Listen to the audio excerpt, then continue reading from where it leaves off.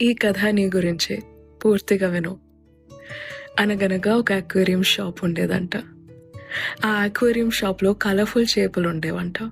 Orange, pink, blue, stripes, patterns. ప్రతిరోజు బోలెడంత మంది జనాలు వచ్చేవారు. చాలా బిజీ షాప్ అది. అన్ని రకాల చేపలు సేల్ అయ్యేవి. కానీ ఒక్క చేపని మాత్రం ఎవ్వరూ కొనట్లేదు. ఆ చేప గ్రే కలర్‌లో ఉండేది. ఒక సెపరేట్ ట్యాంక్‌లో. దాంతోపాటు మిగతా ఏ చేపలు ఉండేవి కాదు. చాలా బాధగా ఫీల్ అయ్యేది నన్ను ఎవరు కొనుక్కోవట్లేదు అని. నేను కలర్‌ఫుల్‌గా ఉండను మేబీ అందుకే కొనుక్కోవట్లేదని అలా తను హేట్ చేసుకునేది. ఒకరోజు ఇంకొక ఫిష్ ఆ ట్యాంక్‌లో వేశారు.